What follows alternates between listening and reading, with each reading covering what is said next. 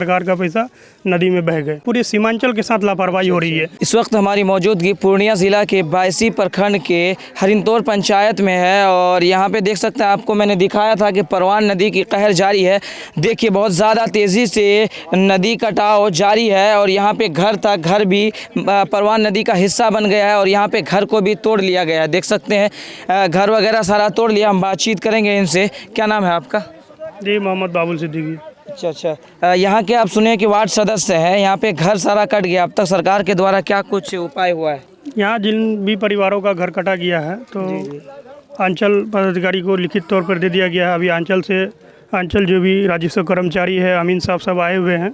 सभी का ऑनलाइन वगैरह जो भी प्रक्रिया किया जा रहा है, जो भी सरकार के द्वारा मुआवजा इन लोगों को मिल सके। जी।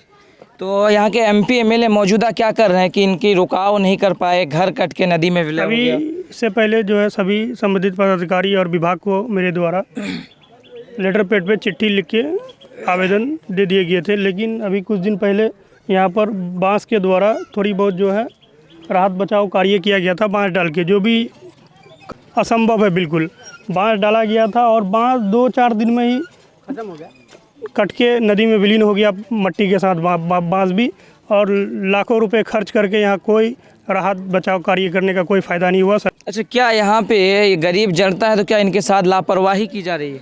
लापरवाही देखिए, ये लापरवाही ये एक ही परिवार के साथ या एक ही प्रखंड या एक ही ब्लॉक के साथ नहीं है। समझिए यहाँ कहीं ना तो कहीं सूबे के मुख्यमंत्री श्री नीतीश कुमार जी सीमांचल को अनदेखी कर रही है। सीमांचल को अनदेखा किया जी बिल्कुल। ये आज से नहीं है, ये आज से नहीं, जब से देश आज़ाद हुई है हमको लगता है कि तब से सीमांचल को बैकफुट पे रखा गया और ये एक बैकफुट एरिया है। और इसको कहीं ना कहीं सभी नेताओं और हमारे जितने भी राजनीतिक दल के पहले भी थे, जो अभी भी हैं, वो सब इनको अनदेखी करके अभी तक रखे हैं। सीमांचल को काफ़ी पीछे रखे हैं, क्योंकि ये सीमांचल जो है यहाँ बहुत ही अच्छा उपजाऊ ज़मीन था हमारे पास। और यहाँ आप कह सकते हैं एक मिनी दार्जिलिंग भी कह सकते हैं इनको। यहाँ मौसम देखते हैं कि कितनी 30 से 35-40 डिग्री अगर गर्मी बढ़ती है तो तुरंत मानसून लग जाती है, बारिश होती है। यहाँ की खुशगवार मौसम है।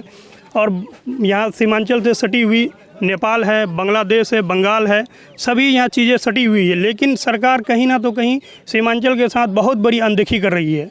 और लगातार ये एक नदी का समस्या नहीं है, परवान नदी से हमारा यहाँ जो वार्ड नंबर 5 पिछले 20 दिनों से जिस तरह से कट रहा है, इस वार्ड लग रहा है कि हरिंतौर पंचायत जो है परवान नदी में विलीन हो जाएंगे अगर जल्द से जल्द इन पर मजबूती के साथ बोल्डर पिचिंग का कार्य नहीं किया गया।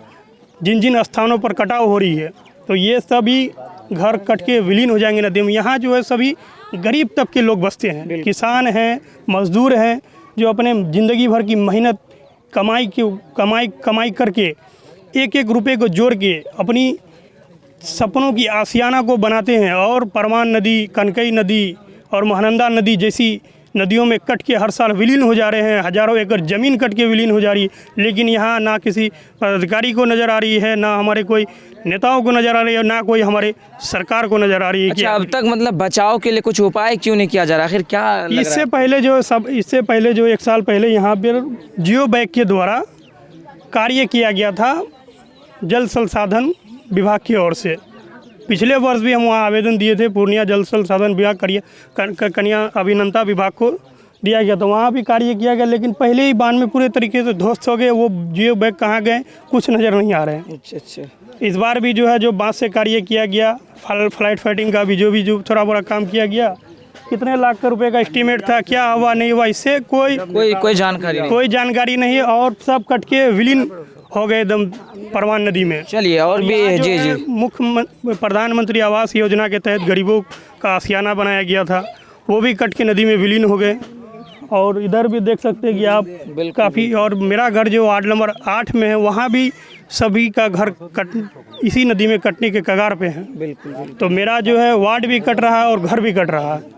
क्या मांग है आपकी? मांग क्या, सरकार माननीय नीतीश कुमार, हमारे सूबे के मुख्यमंत्री श्री नीतीश कुमार जी, आप थोड़ा सा दृष्टिकोण को बनाएं सीमांचल की ओर, और सीमांचल में लोगों की आशियाना को बचाएं, क्योंकि यहाँ सभी किसान और गरीब तबके मजदूर, यहाँ से हजारों लाखों के तादाद में लोग हर साल पलायन करके बाहर जाते हैं कमाने के लिए। वहाँ से कमा के भेजते हैं लोग, 2 रुपये 4 रुपये अपने जो जोड़ जोड़ के भेजते हैं कि घर अच्छी से बन जाए, परिवार सही से रहे। लेकिन यहाँ जो है लोग बाहर में है और घर यहाँ कट रहे हैं, तो सुनिए उन पर क्या बीत रही होगी। एक मेरे ही वार्ड के अभी वहाँ बाहर में बीमार पड़ा हुआ, उसका एक हाथ काम नहीं कर रहा, उसके घर जो है मजरूल नाम का व्यक्ति है, उनका हाथ जो है काम नहीं कर रहा, वहाँ पैरालिसिस समझिए एक तरह का हो गया उनको। उनका घर जो आज नदी में कट के समझिए विलीन हो चुका है, और वो भूमिहीन है, उसके सिवा और कहीं उनके उसको बचने की कोई छोटी सी आशियाना का जगह नहीं बचा। सोचिए उस परिवार पर क्या बीती होगी, और वो व्यक्ति पर क्या बीतता होगा जो बाहर में बीमार पड़ा हुआ, लाचार, बेबस।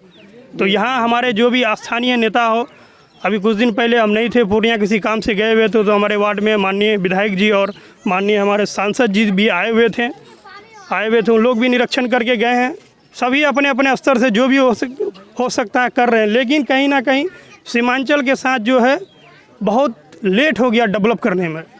ये डेवलप के पीछे बहुत पीछे रह चुका है, क्योंकि बात देखिए देश और भारत चांद तक पहुंच गए, और आज हम भी कहाँ हैं लटके हुए। यहाँ मांग होनी चाहिए क्या, रोज़गार की फैक्ट्री लगनी चाहिए।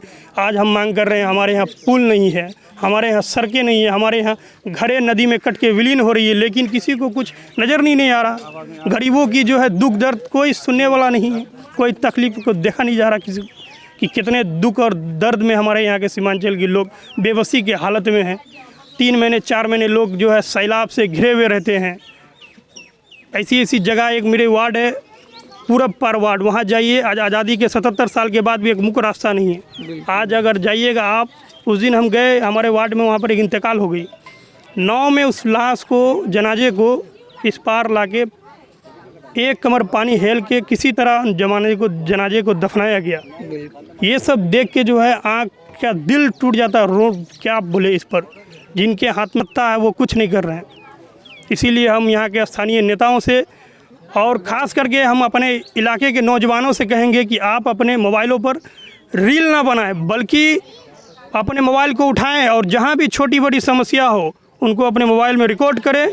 ट्विटर के माध्यम से, इंस्टाग्राम के माध्यम से, फेसबुक के माध्यम से, यूट्यूब के माध्यम से आप उसको सोशल मीडिया का इस्तेमाल करके सरकारों तक अपनी आवाज़ों को पहुंचाएं।